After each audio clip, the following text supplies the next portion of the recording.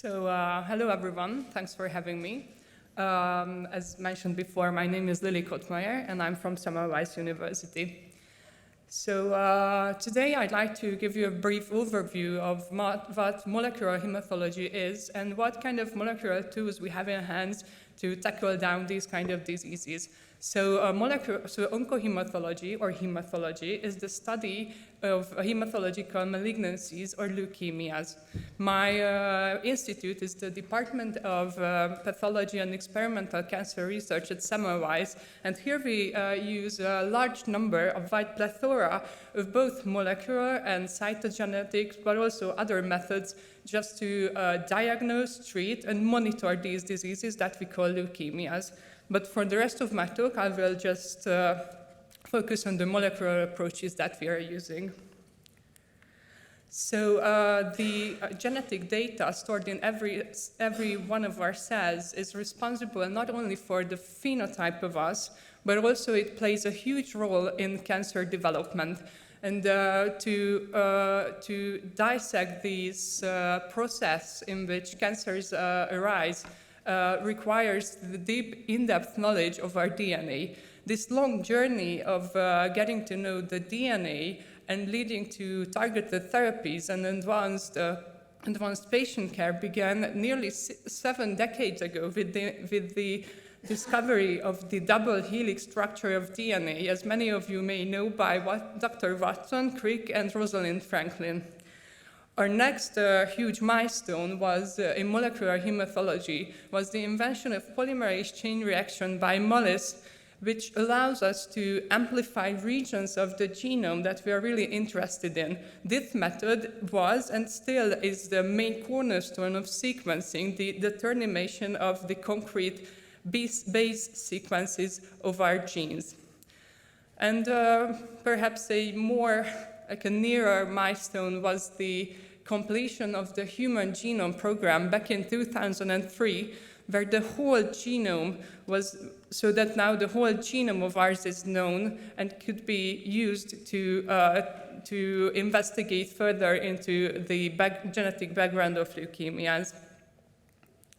So naturally, today we use much more advanced, sensitive, and high-throughput molecular tools in molecular hematology, so that today we are able to look at the whole genome, the whole genetic material stored in our cells, but also we're able to just examine those parts of the DNA that are coding that we call exons, that we call the exome.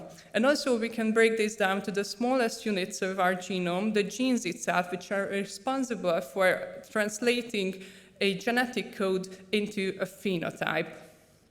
And also, although this might not interest you, but your PI, I'm sure that your PIs take a lot of care of it, but the cost of sequencing dropped drastically over the past few years, making sequencing more available to scientists. So with these methods, we're not only able to study cells that are dividing normally, but also cells that acquire somehow a genetic change leading to cancer. These changes usually give rise to an uncontrolled cell proliferation, and thus they result in a mass of malignant cells that we call a tumor. For example, like Burkitt lymphoma, which is a hematological malignancy and can be characterized with a very high proliferation rate, meaning that these cells divide uncontrollably and create a big mass of tumor cells. So as I mentioned before, the overgrowth of the white blood cells in the blood or in the bone marrow are called leukemias, which are the results of these uncontrolled division of malignant cells originating from the blood. So from now on, I'd like to give you 2 examples where molecular oncohematology has used the tools that I just described and achieved something very great and spectacular. So the first one is a chronic myeloid leukemia, or CML. This disease originates from a type of white blood cells called granulocyte, and it was associated with a very poor prognosis and very low survival rates due to the lack of efficient chemotherapeutic drugs. So the disease begins with a chronic phase lasting to 3 to 5 years, with patients having few to none symptoms. The next phase is the accelerated phase, lasting for a few months, and it terminates into the blessed crisis, which means that patients used to eventually succumb to their disease due to the lack of efficient drugs. So what happened here is that in 1960, 2 scientists performed cytogenetic analysis of peripheral blood samples from 7 CML patients. Well, interestingly, one of them was only there to take pictures of chromosomes, but what they found has led the fundamentals of future CML research. They identified an extra chromosome in each of the samples that they named Philadelphia chromosome. And although for the few decades, the further characterization of this Philadelphia chromosome couldn't be performed due to the lack of sensitive molecular methods. Over a decade later, Janet Rowley further analyzed this Philadelphia chromosome and described its origin, which was the balanced translocation of chromosomes 9 and 22. So the next huge milestone in the research of CML, and keep that in mind that it was still associated with a very poor prognosis with no effective therapies, was the description of the translocated genes. These 2 genes, the BCR and the ABR1 gene, together created a constant proliferation signal, meaning that that the CML cells harboring this alteration proliferated uncontrollably and just couldn't stop at their cell cycle. So knowing this translocation, Dr. Drucker was the first one who thought about inhibiting specifically this protein. And he had access to the drugs under development in a huge pharma company. And he managed to find a substrate that directly and specifically bind to and inhibited the BCR-ABR fusion. This drug was imatinib, which directly bind to this fusion gene and selectively killed only those cells carrying this aberration, meaning the CML cells. So imatinib was the long-awaited breakthrough in the research of CML, and in 2001, it even made it to the front cover of the Time magazine. So, and today with imatinib and also second and third generation of these kind of inhibitors, the overall survival of CML has increased to more than 90%, which means that we managed to tackle down this disease through decades of research and a plethora of molecular methods. The other example that I'd like to give you is actually my PhD topic, which is chronic lymphocytic leukemia and the targeted drug use in this entity. So chronic lymphocytic leukemia, or CLL, is the most common type of leukemias in the adults, with around 400 new cases in Hungary each year. It has a very diverse clinical course. As you can see here, some of the patients do not require treatment at all. Some could be managed with chemoimmunotherapeutic modalities, but a few of them don't respond very well to these kind of chemotherapeutic agents. Luckily, over the past few years, 2 novel targeted agents have emerged, revolutionizing the treatment of this therapy-refractory CLL. These targeted drugs provide high survival benefit and durable responses and longer survival in patients with previously very poor prognosis, but they also highlight something that we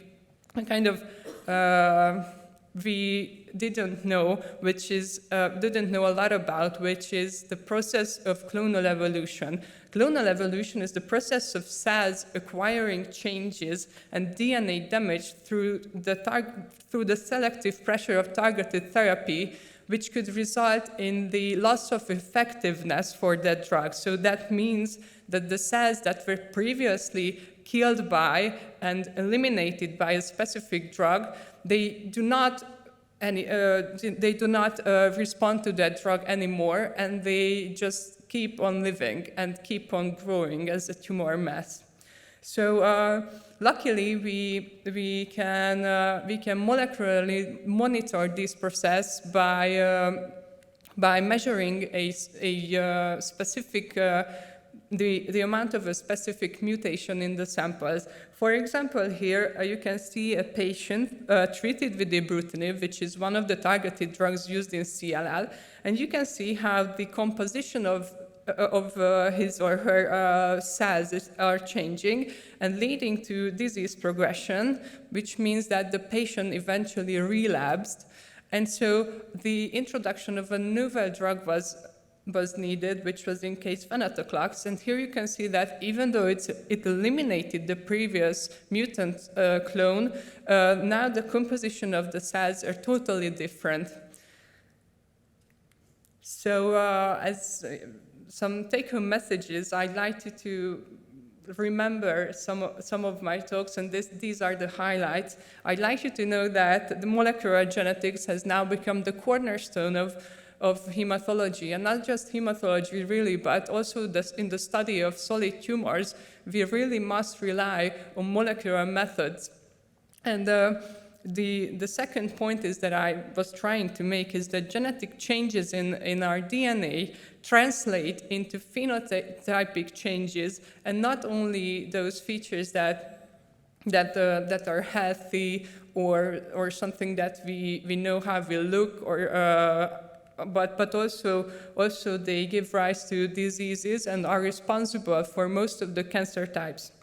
But over the past few decades, novel molecular tools have been developed, and with them, we are able to diagnose and also monitor diseases.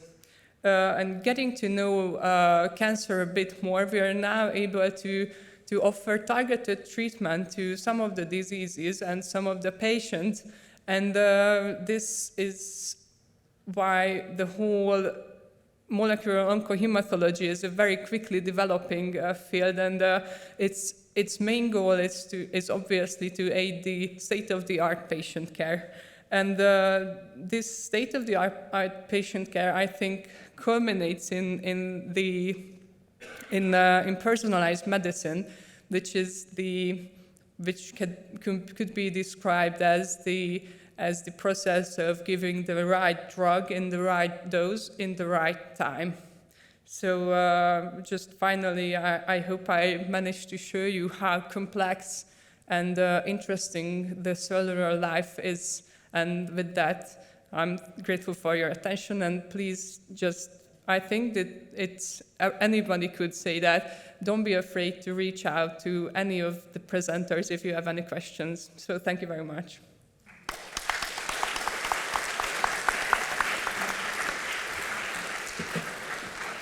Thank you for the great talk. Congratulations. And we would like to hand over the diploma and the medal.